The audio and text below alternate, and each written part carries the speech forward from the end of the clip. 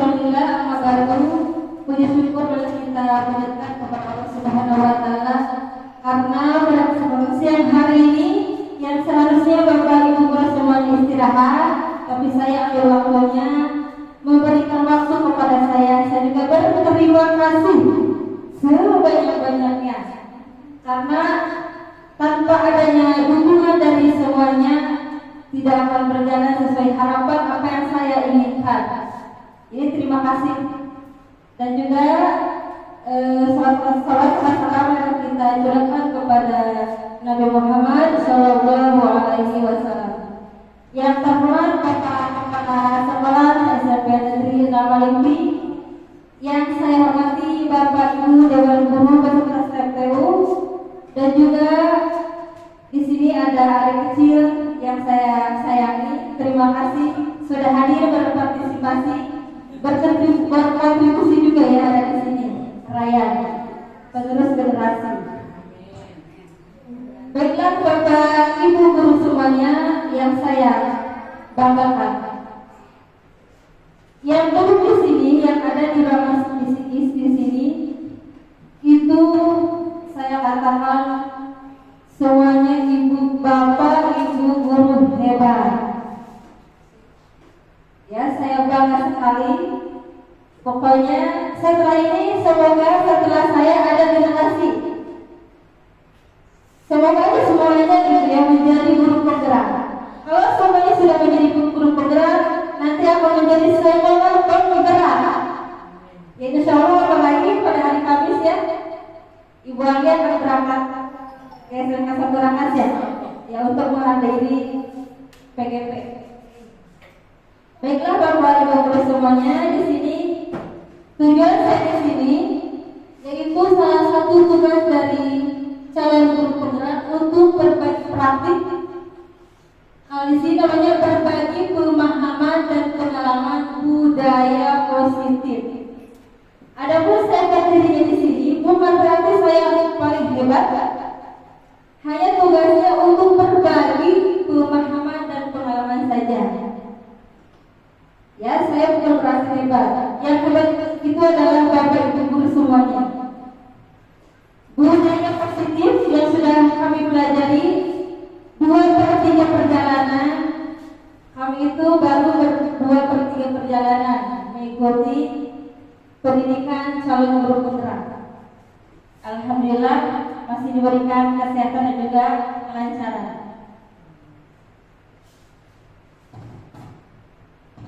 Tujuannya seperti yang sudah saya sampaikan tadi, dapat menyampaikan pembelajaran dari penerapan konsep inti dari modul budaya positif serta pemahaman mereka mengenai konsep inti dalam modul budaya positif. Adapun intinya seperti berikut ini. Ada beberapa konsep inti dalam budaya positif. Yang pertama, perubahan paradigma belajar, ada disiplin positif, motivasi perilaku manusia, kebutuhan dasar manusia, posisi kontrol, restitusi, dan juga keyakinan kelas dan segitiga restitusi. Ini yang saya akan paparkan pada sore hari ini ya. Jadi Bapak Ibu guru semuanya untuk berbetah diri di ruangan sambil mendengarkan saya memaparkan apa yang saya dapatkan.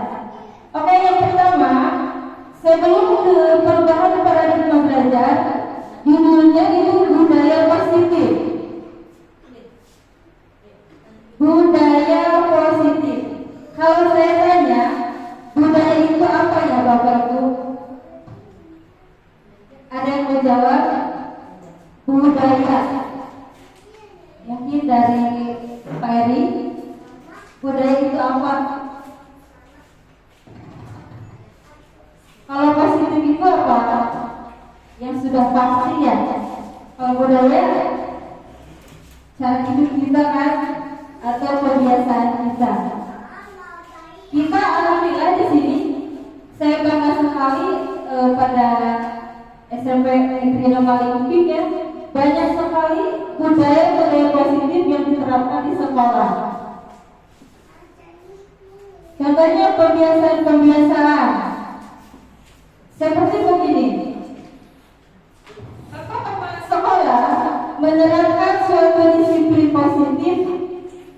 Misalkan kita itu hari Senin seluruh tuan guru wajib mengikuti upacara bendera seluruh warga sekolah, seluruh kalangan ya.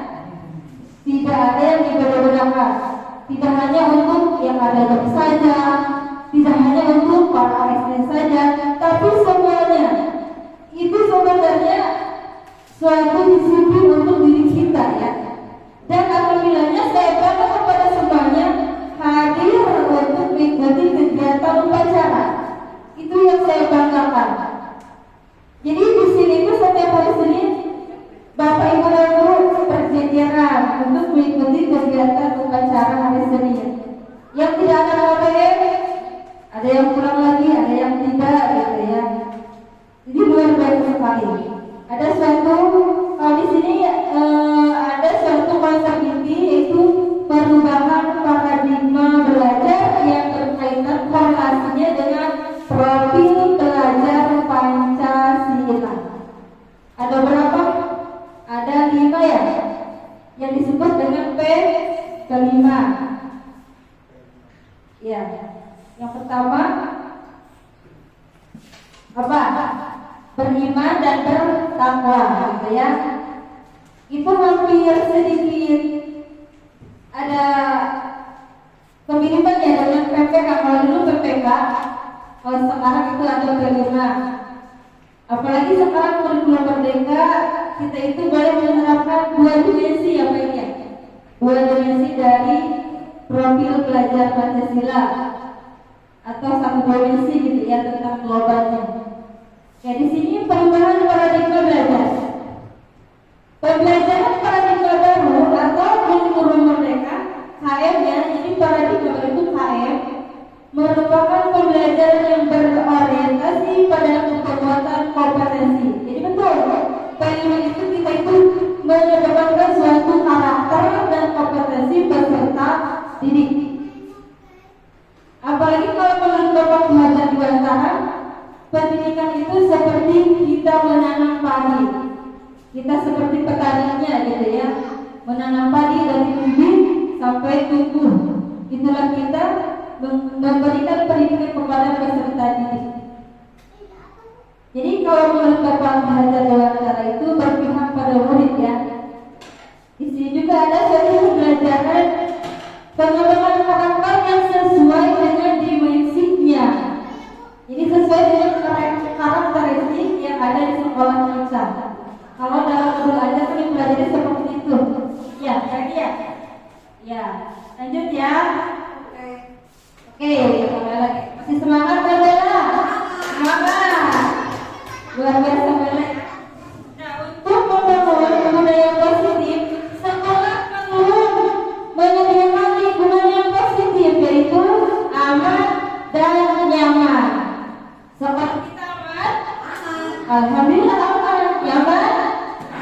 Nyaman sekali Bapak Ibu. Saking nyamannya sekolah, Bapak Ibu guru juga pada betah di sekolah. Padahal kita pulang jam 12:10 menit, tapi Bapak Ibu kadang kita juga pulang jam 15. Ada yang jam 16. Itu saking betahnya. Kenapa kita bisa betah? Karena sekolah kita itu nyaman. Dibuat nyaman oleh kita semua. Jadi luar biasa ya. Bapak kepala sekolah kita itu ya memberikan suatu peluang untuk kita. Selain nyaman, kalau nyaman juga untuk memberikan murid-murid mampu berpikir, bertindak, mencipta dengan merdeka dan mandiri. Contohnya, kalau kita ngajar, kita melihat ruangan kotor itu nyaman tidak? Tidak hanya. Betul kata Bapak Kepala Sekolah, sebelum pembelajaran tolong laksanakan operasi semua. Dan alhamdulillah 1 minggu ini Bapak saya sudah menerapkan hal itu. Setiap mau belajar ingat, oh iya, kata Bapak pada sekolah juga, kalau melaksanakan operasi tersebut bawah meja atau di laci-laci meja. Betul, itu banyak kertas-kertas gitu ya. Itu juga sudah diterapkan kepada anak-anak. Terus kelas juga harus bersih. Karena dalam kelas bersih kita nyaman untuk belajar. Tidak hanya untuk gurunya saja, tapi untuk peserta didiknya. Apalagi peserta didik itu belajar dari jam 7.20 sampai jam 13.10. Makanya ada lagi kata bapak sekolah boleh minum air minum. Saya juga terapkan kepada anak-anak. Silahkan anak-anak kalau belajar pas sekolah boleh membawa air minum. Karena kasihan juga gitu ya kalau mereka kehausan. Daripada harus ke warung, lebih baik minum di kelas. Tapi hanya minum saja. Jadi untuk mereka nyaman. Karena merdeka bukan berarti merdeka itu kita belajar semau kita. CBSA, cara siswa belajar aktif, betul. Merdeka belajar bukan berarti mereka siswa dikasih buku ditinggalkan. Ingat merdeka belajar ini belajar mandiri, tapi tidak seperti itu ya. Itu juga semua bisa dipahami oleh Bapak Ibu guru semua. Strateginya ya di kelas masing-masing. Lanjut. Kegiatan pemantik. Saya ada satu kegiatan. Maupun berpasang-pasangan. Anda dan teman Anda yang berwarna-warna saja, Anda dan teman Anda. Cobalah buka Anda adalah A, ya, yang berpasangan ini. Teman Anda adalah B. Tugas Anda, maaf ya, Anda bukan kata itu. Jadi Bapak Ibu lah A gitu. Tugas si A adalah mengepalkan tangan. Silakan mengepalkan tangan. Tapi yang berpasangan aja. Bayangkan di dalam tangan ini ada suatu berlian, harta karun. Setelah itu Anda perlu menjaga sekuat tenaga. Tugas rekan Anda, tugas yang di samping, mencoba dengan segala cara untuk membuka kepala tangan. Dengan cara apa biasanya kalau kita ingin rasanya tahunya tinggi ya, dengan cara pasti membujuk ya, di sini juga ada, atau menggoda, menghardik, tapi tidak boleh menghardik. Nah, hal seperti ini membujuk, menghardik, menggoda, bahkan menawari gitu ya dengan segala cara. Kalau misalkan tangannya yang mau dibuka nanti dikasih uang hadiah gitu ya, itu tidak boleh. Hal seperti itu merupakan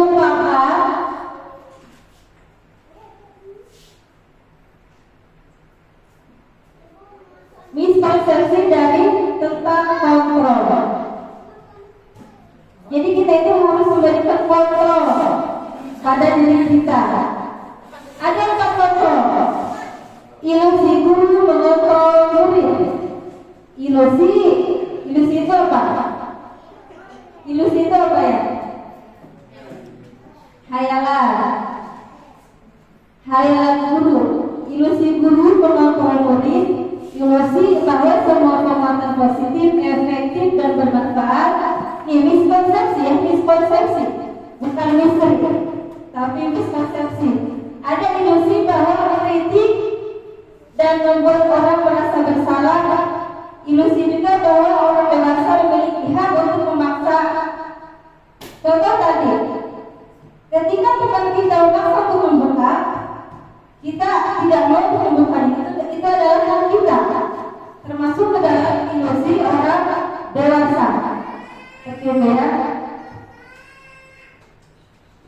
Lanjut. Ilusi guru mengontrol murid. Pada dasarnya kita tidak dapat memaksa murid untuk berbuat sesuatu. Betul itu? Betul. Misalkan begini, kita sedang mengajar di kelas, kita menunjuk, silakan kamu ke depan. Orang itu pemalu. kita tetap teguh pendirian harus anak itu ke depan. Itu sebenarnya tidak boleh ya, tidak boleh, itu namanya memaksa. Lebih baik kalau kita merdeka belajar, yuk anak-anak siapakah yang berani maju ke depan. Ketika anak maju ke depan kita kasih apresiasi, misalnya dengan hebat, kasih tepuk tangan. Nah ada lagi, bagaimana kalau misalkan murid yang tidak mau berbuat kesalahan, kita juga jangan langsung memarahinya di depan umum gitu ya. Itu juga sangat nantinya akan membuat psikologis anak juga. Lebih baik misalkan dia berbuat kesalahan, kita tanya. Kita juga harus mengapresiasi. Misalkan si siswa itu berbuat salah, dia mengakuinya di depan semuanya, kita kasih apresiasi. Apresiasinya apa? Karena si siswa itu sudah menerapkan suatu kejujuran dan juga tanggung jawab. Kita perlu kita apresiasi kesalahan juga ya. Tidak, jadi apresiasi itu tidak hanya untuk yang berprestasi saja. Yang kedua, ilusi bagi semua orang penguatan positif, efektif dan bermanfaat. Jadi segala usaha untuk mempengaruhi murid akan mengulangi suatu perilaku tertentu. Usaha melakukan. Jadi kemungkinan murid tersebut akan menyadarinya dan mencoba menolak kunjungan kita. Menuntut, itulah tadi betul apa Bapak hadir. Pembelajaran itu harus memihak pada murid. Bapak Ibu semuanya, alhamdulillah setelah mengikuti kegiatan salat kubur pekan ini banyak manfaatnya untuk saya. Banyak teguran keras untuk saya bahkan pribadi saya. Untuk pribadi ya, pribadi saya ini betul. Jadi merasa saya bersalah gitu. Jadi sekarang kalau saya ngajar itu, walaupun sama kesalnya hati tetap smile, tetap fun gitu ya, tetap ceria, tidak marah-marah. Mungkin itu hikmah dari mengikuti kegiatan pendidikan salat kubur penggerak. Banyak teguran keras untuk sebagai guru gitu, dalam mendidik seorang peserta didik ya, seperti itu. Lanjut ya. Masih semangat kan? Semangat. Ilusi bahwa kritik. Nah, kritik juga bahwa membuat orang merasa bersalah. Dapat menguatkan karakter. Kritik positif, kritik negatif. Sebenarnya begini, kita manusiawi ya. Terkadang kita tidak mau dikritik. Itu hal suatu manusiawi. Terkadang kita begini, bakalan juga gitu ya. Dengan kritikan orang langsung diambil hati. Saya sudah berubah diri. Mulai. Ketika ada kritikan kepada saya, ya udah saya refleksikan. Oh iya juga ya. Jadi jadikan sebuah catatan gitu ya. Jadi kritikan orang itu menjadi masukan dan motivasi untuk bisa berubah suatu paradigma baru. Selanjutnya ada ilusi bahwa orang dewasa memiliki hak untuk memaksa. Tadi sudah saya jelaskan ya, lanjut. Ini perubahan paradigma stimulus respon disebutnya. Stimulus respon tentang dunia. Realita kebutuhan kita sama. Ternyata dari laporannya itu kita itu berbeda kebutuhannya. Semua orang melihat hal yang sama. Ternyata dari laporannya setiap orang memiliki gambaran yang berbeda. Ini perspektif yang berbeda. Semakin banyak perspektif itu semakin bagus menurut saya gitu ya. Kita mencoba mengubah orang agar berpandangan sama dengan kita, tidak bisa dong. Karena kita tidak berusaha harus bisa memahami pandangan orang lain, jadi tidak bisa memaksa kita. Orang lain bisa mengontrol saya, hanya Anda yang bisa mengontrol diri saya, diri Anda. Jadi yang bisa mengontrol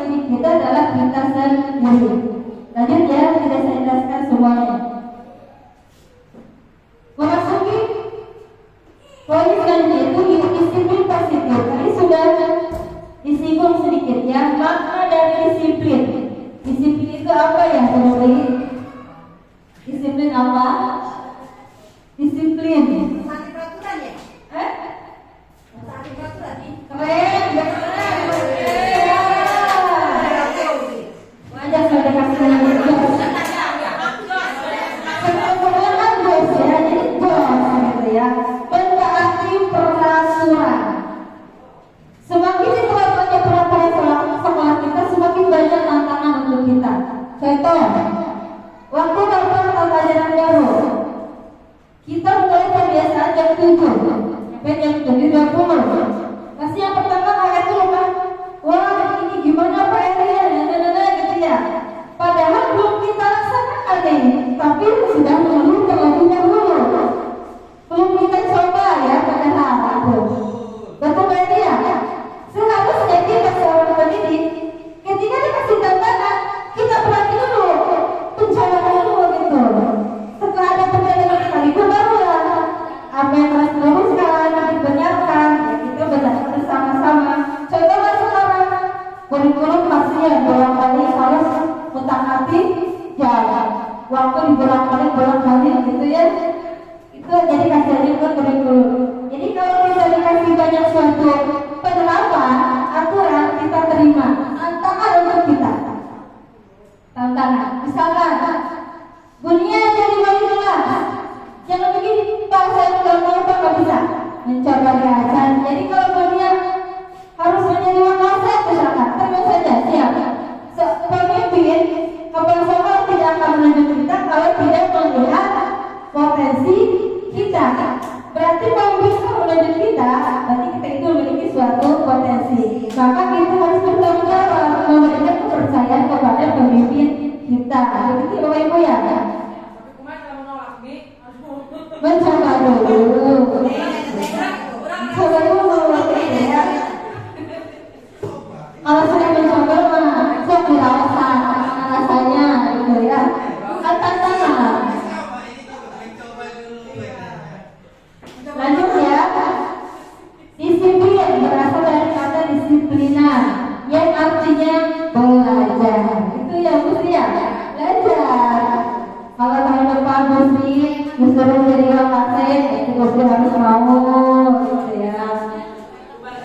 Iya begitu, belajar, juga belajar. Karena kita itu walaupun kita sudah menjadi guru, bukan berarti kita berhenti belajar, kan ya? Kita itu seorang pendidik pembelajar sepanjang hayat. Kita alhamdulillah ilmu kita ditransfer lagi kepada anak kita, ditransfer semakin berkah, semakin bermanfaat, gitu ya, berpahala untuk kita. Di sini ada sebagai pendidik, tugas kita adalah membimbing siswa untuk memiliki disiplin diri yang berasal dari dirinya sendiri. Jadi disiplin itu berangkat dari kita sendiri ya, Bapak Ibu ya. Kalau kita disiplin, maka peserta didik pun harus disiplin. Menerapkan disiplin kepada peserta didik, tapi kitanya yang memberikan aturan tidak mentaati. Itu salah tidak? Salah ya, kita itu kan seorang figur yang harus dicontoh baik oleh peserta didik. Jadi disiplin itu berangkat dari kita sendiri. Lanjut ya. Next. Kebutuhan dasar peserta didik kita juga, anak kita memiliki 5 kebutuhan dasar dalam manusia. Yang pertama ada survival. Apa itu survival? Yaitu bertahan hidup. Contohnya apa, Bang? Bertahan hidup. Makan, betul. Wajar, Bang. Hidupannya banyak makanan. Tapi makan wajar, itu kebutuhan survival. Makan, minum, kesehatan. Kalau kita diberikan iklan sehat, kita merasa hidup kita tenang ya. Walaupun misalkan kita lagi apa? Lagi bulan kolor atau lagi tanggal tua gitu ya. Jadi kesehatan itu yang kebutuhan dasar manusia. Yang kedua ada bilangnya ya. Itu dibacanya apa ya? Bilangnya apa bilang? Bilang itu apa? Itu bentuknya apa tuh? Lompek ya, kan tahu saja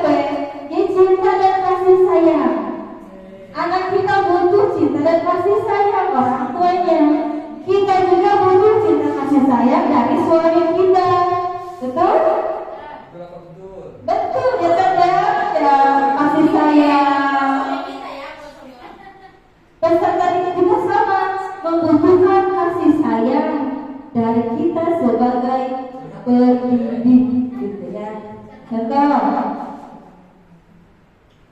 Contoh kalau saya ya, saya kalau nyuruh anak begini, kalau ke perempuan, saya sini nak, punten ya, ibu minta tolong, pangambilkeun tas ibu. Setelahnya terima kasih. Itu contoh hal kecil gitu ya, memberikan kasih sayang dulu. Yang begini, kamu sini, coba pangambilkeun tas saya. Enggak, atau anaknya kayak kabur gitu kan ya. Jadi kita itu harus benar-benar memberikan kasih sayang kepada seorang peserta didik, gitu ya. Lanjut ya. Nah, contoh kasus. Ada Bu Habibah? Bu Habibahnya Tidak ada. Bu Habibah? guru paling kelas 7A di SMP Negeri Nomor 1 sedang bingung menghadapi salah satu murid di kelasnya bernama si Tony. Ini masih sampel ya, bisa. Karena kemarin saya ingatnya hanya Bu Habibah, ya udah Bu Habibah aja gitu ya sampelnya. Beberapa anak di kelas 7A telah datang padanya dan mengeluhkan bahwa si Tony seringkali meminta bekal makan siang dengan secara paksa. Jika kita menghadapi situasi seperti Bu Habibah, apa yang kita akan lakukan? Kira-kira alasannya apa? Lanjut, di sini jawabnya. Konsep pembahasan dari penerapan kasus tadi. Tindakan yang pertama dari Bu Habibah seharusnya mencari tahu alasan Tony melakukan tindakan tersebut. Kesalahan jempol ini sengaja supaya ada yang reflektif. Tuh, kalau sama pinter coba nanti malah gini aja semuanya ya. Jadi refleks. Mencari tahu dulu kenapa gitu ya. Jadi kita jangan langsung memarahinya. Agar apa? Agar Bu Habibah mengetahui kebutuhan yang harus dipenuhi oleh si Tony. Ada 5 kebutuhannya, survivalnya, bahwa Tony itu merasa lapar dan orang tuanya tidak membawakan bekal, gitu ya. Itu kan faktual ya. Faktual. Terus yang kedua, kasih sayangnya teman Tony menjadi perhatian kepada Tony. Power itu apa? Kekuatan. Tony merasa hebat nih, karena temannya jadi takut dan menuruti keinginannya. Si Tony sudah dikasih sayang malah merasa hebat jadinya ya. Akhirnya dia memiliki suatu penguasaan. Tony merasa bosan karena bekal yang dimakan selalu sama. Fun itu apa? Fun itu apa? Kebahagiaan. Tony hanya iseng dengan menikmati keseruan temannya ya, kesal gitu ya. Jadi kalau misalkan di kelas kita, contoh begini, kita buat aturan harus peserta didik harus memakai sepatu warna hitam. Tiba-tiba ada anak yang memakai sepatu warna putih, berarti tidak mentaati peraturan. Bu Ali sebagai mahasiswa, yang dilakukan apa? Ya, betul. Ditanyakan dulu, bukan kenapa tidak memakai sepatu warna hitam. Mungkin dia tidak punya, atau mungkin sepatunya basah. Yang ada di rumah adalah sepatu warna putih. Emang salah memakai sepatu warna putih, kan sama-sama sepatu gitu ya. Jadi kita itu harus mencari tahu alasannya dulu. Dengan memberikan suatu kasih sayang. Pokoknya begini, kalau ada anak kesalahan, sebenarnya kita itu jangan memarahinya di depan umum. Pernah kami itu dalam suatu ruang kolaborasi, kebetulan kelompok kami menjadi pemateri, ada yang bertanya, bagaimana kalau kita menjadi seorang guru BK, boleh kita menyelesaikan suatu masalah di ruang kelas? Itu tidak boleh. Harus dibawa saja ke ruangan. kita panggil. Ada siswa kesiangan, misalnya, apakah kita harus marah-marah? Tidak boleh juga. Kita tanya dulu, kenapa kamu kesiangan? Mungkin di rumahnya mengatakan orang tuanya dulu dagang atau apa alasannya gitu ya. Yang penting buat anak itu butuh pengakuan, karena manusia itu memang butuh pengakuan, ya seperti itu.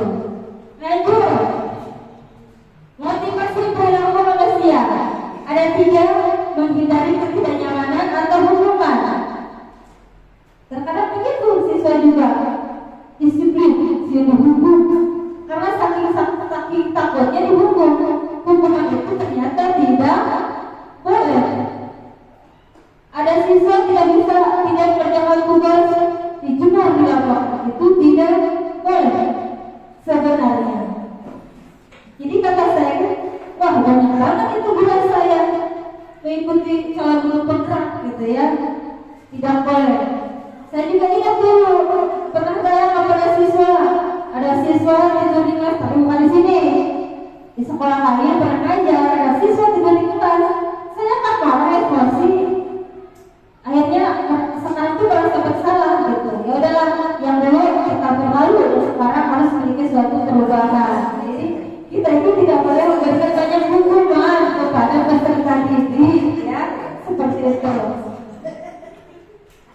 Terus lagi, ada juga mendapatkan imbalan atau penghargaan.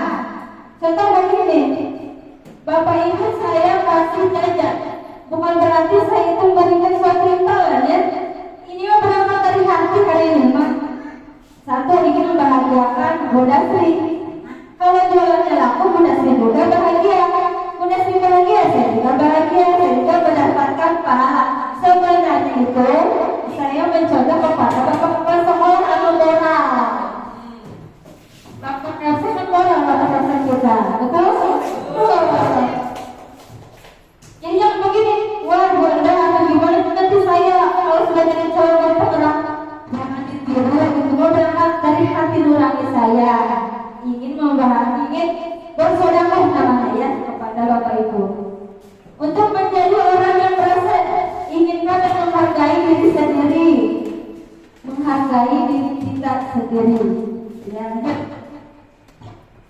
Sanksi, hukuman, konsekuensi dan restitusi.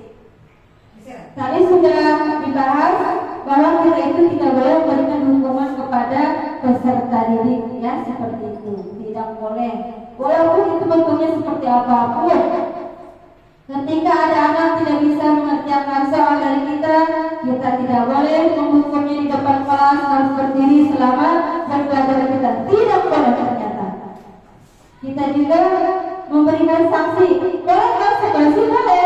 Konsekuensi juga kalau kita sudah membuat suatu keyakinan atau aturan di dalam kelas ya. Nanti akan dibahas, ada di belakangnya. Lanjut. Apa ini ya? Tentang Paseno. Ini ada hukuman, konsekuensi, restitusi. Hukuman itu suatu menyakitkan. Kalau anak diberi hukuman oleh kita, pasti ada dalam hatinya ada rasa dendam, pasti ya, rasa kesal, rasa marah. Jadi tidak boleh ada hukuman juga. Tidak nyaman juga untuk anak kita. Kalau konsekuensi itu sesuatu yang harus terjadi. Itu tadi kalau kita sudah membuat suatu peraturannya, kalau dilakukan harus ada konsekuensinya yang disepakati bersama. Lanjut. Jadi kesimpulannya bahwa hukuman itu bersifat tidak terencana. Tidak terencana. Kita sudah ngajar. Yang pertama kita ngajar, sudah 30 menit, datanglah siswa terlambat dengan terlambat lari gitu ya. Dan selama sudah lari, datang ke kelas, kamu jangan kasih bapak kamu kesiangan, kamu di lapangan saja, itu tidak boleh. Tidak boleh. Tidak boleh. Atau lagi gini, ada kamu kesiangan, kamu berdiri saja selama pembelajaran Tidak boleh juga. Tidak boleh ya. Ternyata itu tidak boleh. Itu namanya tidak berencana. Gitu. Tidak boleh, Mak, tidak boleh. Tidak boleh.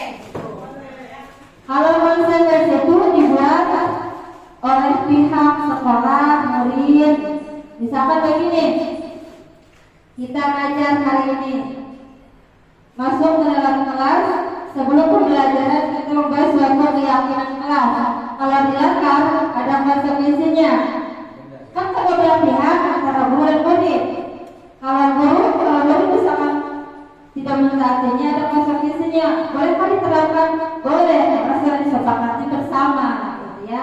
Itu konsekuensi. Berarti kalau misalkan ini sudah merujuk kepada konsekuensi, intinya yang ada di sekolah kita sendiri. Berarti itu tertuju kepada peraturan yang maksudnya tadi kan sudah harus disepakati. Berarti kan tertuju kepada peraturan, berarti kan peraturan yang sudah ditetapkan. Iya, yang sudah ditetapkan. Seperti itu. Betul, kita ada aturan dari pimpinan, kita terkadang terkecualinya tidak dapat ya konsekuensinya bagi bahasa. Kalau restitusi dibahas ada belakang ya. Lanjut.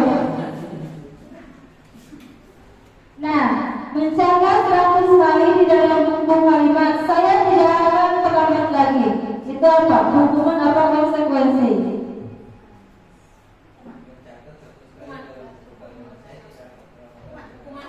Hukumannya gitu aja, tulis. Pilihan hukuman apa konsekuensi? Ya, ada konsekuensi, ada hukuman. Ini kan jawabannya.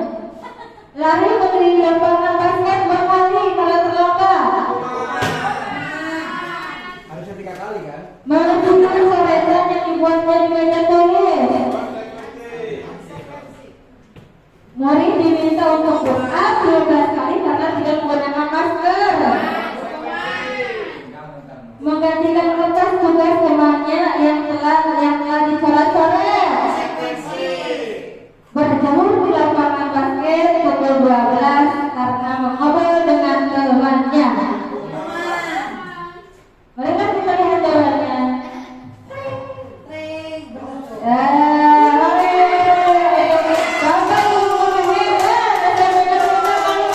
Luar biasa ya.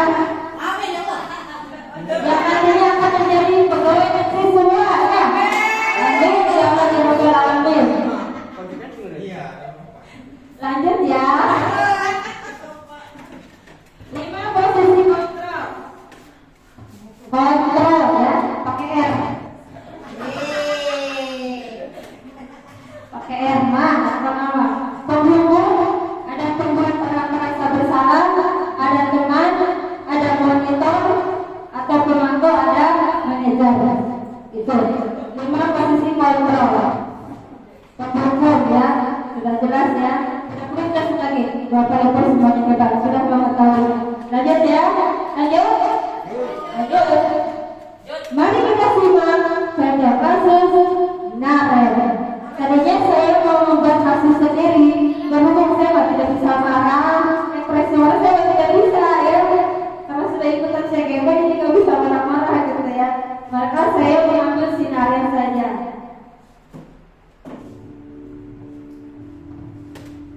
Marilah simak.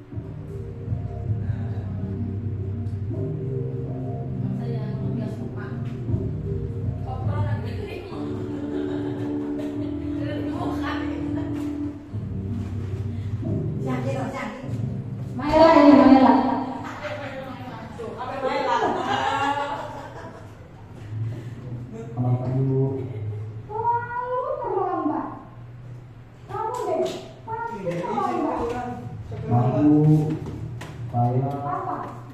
Apa coba? Alasan kamu apa lagi? Kapan sih kamu tidak terlambat? Malas sekali ya kamu jadi anak. saya Dasar pemalas. Gak kapok-kapok sih kamu. Sudah berapa kali terlambat? Sana, kamu keliling lapangan basket 2 kali. kenapa saya harus ke lapangan basket, Bu? Kenapa? Nah itu penghukum ya. Suluklah bapak ke sekolah. Irang lawannya sudah si anak gurunya orang sore gitu kan ya. Jadi tidak ada kesempatan untuk memberikan alasan. Lanjut ya. Yuk.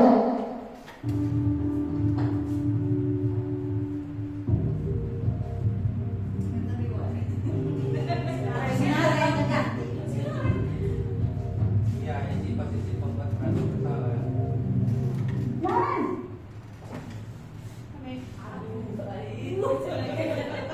Selamat pagi, Bu. Naren, kamu kenapa terlambat lagi, nak? Kamu senang ya bikin ibu susah ya? Kalau kamu terlambat lagi, nanti ibu yang ditegur bapak kepala sekolah. Gimana ini? Maaf, Bu. Lu Gusti Naren. Kamu suka ya kalau ditegur bapak kepala sekolah? Terus, sekarang ibu harus tulis apa ini di buku absen? Ini kamu sudah sering terlambat loh. Ibu harus apa coba? Maaf, Bu. Maaf sekali. Ya sudah, lain kali jangan bikin ibu susah lagi ya nak ya. Ibu tidak akan kuat lagi kalau kamu begini terus. Bisa jantungan kalau ibu tegur bapak kamu. Maaf ya, Bu. Maaf sekali. Posisi membuatlah. Posisi teman.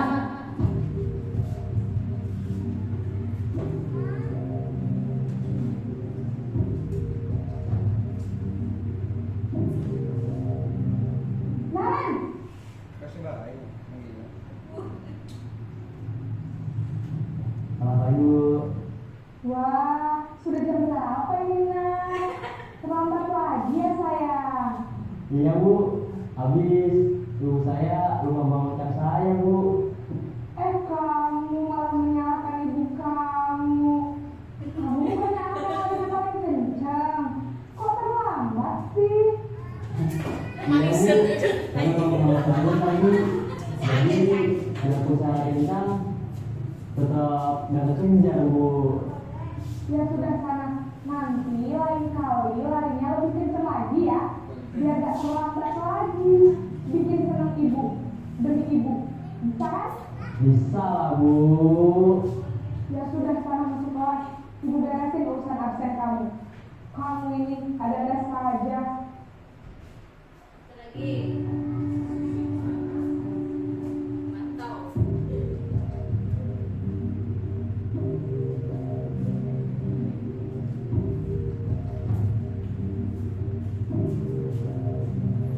Naren,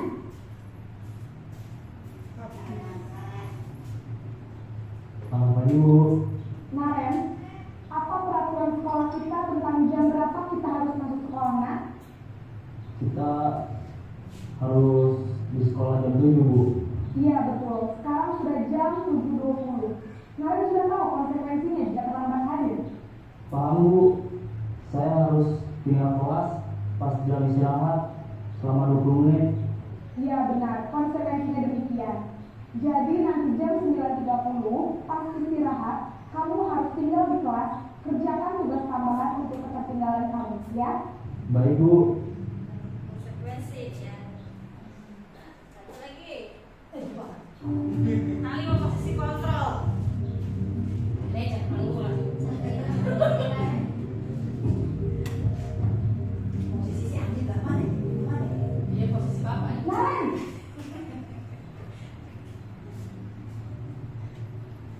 Selamat pagi, Bu. selamat pagi Naren. Maaf, Bu. Saya terlambat. Iya, sekolah masuknya jam 7, Jadi sekarang bagaimana ini, Naren? Maaf Bu, saya lupa soal alarm saya semalam. Baiklah, menurut kamu, keyakinan sekolah yang mana yang perlu kamu tingkatkan? Menghargai diri sendiri dan orang lain mungkin ya Bu. Setuju. Jadi, apakah Naren meyakini prinsip saling menghormati tersebut? Iya Bu, saya meyakininya. Apakah Naren bersedia memperbaiki masalah keterlambatan ini? Bersedia Bu. Bagaimana kamu akan perbaiki masalah keterlambatan ini? Saya akan coba untuk tidak lupa menyetel alarm saya Bu. Baik, kalau Naren lupa menyetel alarm di rumah, ada orang yang kira-kira bisa bantu mengingatkan tidak? Ada Bu, kakak saya, Kak Emma. Ada lagi selain Kak Emma? Selain Kak Emma, ada ibu saya. Baik, jadi yang mengingatkan Naren adalah Kak Emma dan ibu kamu ya? Kira-kira akan mulai alarm kapan nih Naren? Setelah pulang sekolah, akan segera saya lakukan. Baik, jadi Naren akan setel alarm untuk bangun besok pagi dan akan diingatkan oleh kakak dan ibunda Naren ya. Ada lagi yang mungkin perlu dilakukan Naren agar tidak terlambat bangun lagi? Tidak ada Bu. Baik Naren, terima kasih untuk kerjasama kamu. Sekarang kamu perlu kembali. Dari kelima posisi kontrol, mana yang lebih ideal? Ideal. Nih dampak-dampaknya ya. Posisi penghukum, murid menjadi pendendam, tidak menyukai guru kalau dikasih hukuman. Posisi pembuat merasa bersalah, murid merasa bersalah, jadi dia merasa gagal, rendah diri dan menarik diri dari lingkungan. Menarik diri dari lingkungan itu apa ya? Namanya ngurung ya, minder. Dampaknya si pemantau akan menghitung konsekuensinya, manajer dan juga teman. Jadi kita itu sebenarnya harus memiliki ada kita pada saat posisi teman kepada anak kita juga di rumah ya. Ada juga sebagai manajer. Kalau saya tanya bapak ibu di rumah, posisi kontrol apa yang diterapkan kepada anak-anaknya? Kelima-limanya, oh luar biasa ini. Pasal kelima-limanya, saja ya. Ada yang kelima-limanya, ada yang mungkin hanya 3 saja. Ada juga keempat-empatnya. Apakah kita boleh kelima-limanya? Boleh tidak? Ya, boleh saja tergantung situasi, gitu ya. Tetapi kalau yang lebih ideal kita harus menjadi posisi sebagai manajer. Karena kalau kita menjadi seorang manajer, kita itu menyelesaikan suatu permasalahan dengan 3 tindakan. 1, memvalidasinya, menstabilkan identitasnya, menanyakan keyakinan atau memberikan solusinya, gitu ya, kepada anak-anak kita. Jadi motivasi intrinsik ya namanya. Posisi mana yang dapat menunjang motivasi intrinsik murid? Itu posisi manajer. Itu apa? Intrinsik itu apa? Motivasi dari dalam. Posisi manajer, di mana posisi manajer itu guru dapat menerapkan disiplin positif yang berpihak pada murid, yang memerdekakan murid. Tujuannya apa? Untuk menciptakan murid-murid yang mandiri dan juga bertanggung jawab. Ya, seperti itu. Lanjut. Ini keyakinan dan kesepakatan sudah tersinggung di awal. Jadi ada kesepakatan kelas yang membuat lingkungan kelas kita menjadi kondusif. Ya, itu harus dibuat suatu keyakinan, kesepakatan atau keyakinan. Atau disebutnya kalau kita mau tata tertib. Tata tertib. Seperti yang sudah saya sampaikan tadi, setiap pembelajaran saya selalu buat keyakinan kelas untuk pembelajaran saya. Untuk pembelajaran saya, minggu lalu sudah membuat keyakinan kelas dengan siswa. Siswa oke sepakat Bu. harus izin. Kalau mau keluar rumah, keluar kelas dengan apa? Dengan iPad, Bu. Jadi ada suatu keyakinan yang saya sepakati antara saya dengan murid. Jadi ketika saya masuk lagi ke kelas 7A atau di BTBC, saya pasti mengingatkan keyakinan kelas. Walaupun itu secara bertahap untuk ingat oleh peserta didik. Itu wajib sebenarnya kalau kita mau mengajar, membuat suatu keyakinan supaya kita tidak menjadi seorang pendidik yang memberi hukuman tanpa konsekuensi yang disepakati bersama. Ya, jadi tidak ada bersebelah pihak gitu ya, harus disepakati bersama. Lanjut. Contoh keyakinan kelas sesuai dengan nama Limpik. Datang ke kelas tepat waktu, angkat tangan sebelum berbicara. Terus jaga kebersihan ruangan, jangan mengganggu orang lain, dengarkan dengan seksama ketika misalkan guru sedang mengajar. Itu contoh keyakinan saja. Saya juga membuat keyakinan kelas berikut ini. Ini contoh keyakinan kelas yang saya buat. Keyakinan kelas saat pembelajaran diingat dengan ibadah yang dibuat oleh anak disepakati bersama. Bu, padahal sebelum dan setelah belajar ya dilaksanakan. Operasi semut dari sudah ya. Itu ada tidak membuli gitu ya. Tidak mengambil benda orang lain juga. Ini keyakinan kelas saya ketika saya mau belajar dengan anak. Ketika saya mau belajar pasti mengingatkan kepada anak. Ya anak-anak, masih ingat tidak keyakinan kelas kita ingat Bu gitu ya. Itu keyakinan yang sudah saya buat minggu lalu waktu mulai tanggal 17. Ini ceritanya sudah membuat keyakinan kelas. Ya, ada Pak video SCKP dan juga ada tenang aja. Yang videonya siswa refleks gitu, keingetan. Contohnya ya, nggak usah ditonton ya, coba aja bikin. Pelaku saya ini mau main kan? Sampai lagi di video.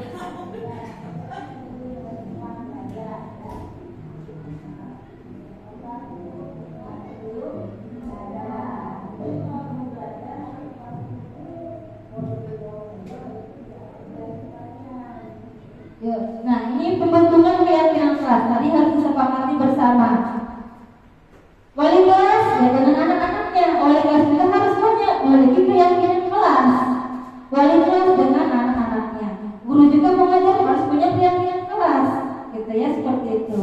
Jadi semoga setelah ini Bapak Ibu kalau mengajar kita yang belum memiliki keyakinan kelas pada saat pembelajaran kita, yuk kita mulai membuatnya untuk diri kita aja. Wali kelas ya dibawa wali kelas. Kalau kebetulan saya membuat wali kelas, jadi saya membuat keyakinan kelas saya sebagai pengajarnya gitu ya, atau gurunya. Yuk. Segitiga restitusi ini nih yang paling dibahas tadi ada 3, yaitu proses menciptakan kondisi bagi murid untuk memperbaiki kesalahan mereka. Jadi korelasinya dengan yang 5 kontrol tadi. Kita harus bisa menstabilkan identitas kepada anak. Ada 3 ya. Berikut ini menstabilkan identitas, validasi tindakan yang salah, menanyakan keyakinan kelas. Menanyakan keyakinan seperti apa? Berikut ini. Menstabilkan identitas. Contohnya, menurut Randi, perbuatan yang Randi lakukan tadi pagi itu benar atau salah. Jadi menstabilkan dulu identitasnya anak yang membuat kesalahan itu. Terus ada lagi validasi tindakan. Randi punya dasarnya, seperti contoh ibu guru tadi pada sinaren. Tolong ceritakan gitu ya supaya kita mengetahui kesalahan anak. Menanyakan keyakinan seperti apa yang disampaikan oleh ibu guru tadi. Keyakinan apa yang telah dilanggar, yang telah dibuat oleh kita semua. Ya seperti itu. Lanjut ya. Ini contohnya. Yang ditonton ya, lanjutkan saja. Nih, satu contoh kegiatan restitusi murid terlambat masuk kelas. Contoh, ini si Arifin.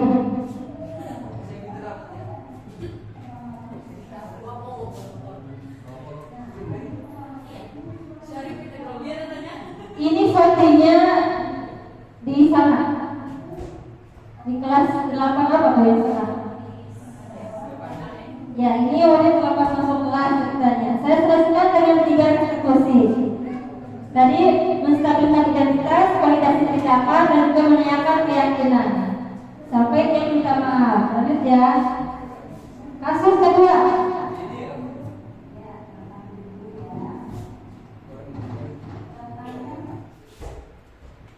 Oh, berhenti ya, Pak? Pastinya. Lanjut. Terima kasih, mati lampu. Ada pantun? Enggak. Tes. Begitu ya. Segitiga restitusi itu wajib harus kita terapkan ternyata. Ya Pak ya. Satu, validasi tidak menstabilkan identitas dulu. Intinya kalau anak bersalah, kita jangan langsung memarahinya. Tanyakan dulu, stabilkan dulu. Kedua, validasi tindakannya. Kenapa kamu terlambat?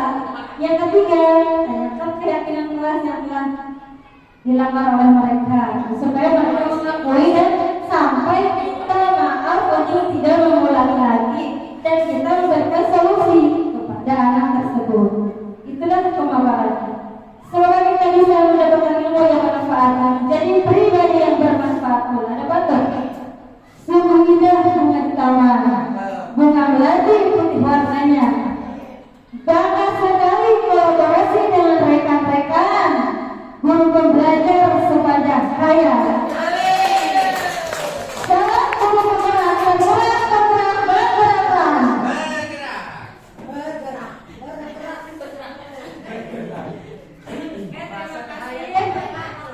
Pokoknya sampai di sini saja dulu. Karena kita Sudah. ada sebenarnya ya. Jadi apa yang saya sampaikan tadi itu bukan saya lakukan. Ini menyampaikan apa yang saya dapatkan dari pendidikan kurang lebih 2/3 bulan. Baru 2/3, bukan setengahnya aja dulu. Masih baru 2/3. Tapi saya juga masih semangat. Dan juga terima kasih kepada semuanya. Dan itu tanpa ada dukungan dari semuanya, saya tidak akan berjalan sesuai harapan saya. Terima kasih dan mohon maaf. Kita akhiri dengan berdoa bersama-sama. Alhamdulillah. Assalamualaikum warahmatullahi wabarakatuh.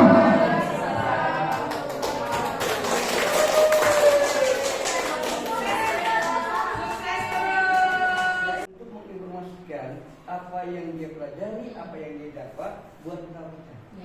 Walaupun beliau belum menjadi guru penggerak, tetapi ilmunya sudah tidak bisa salah.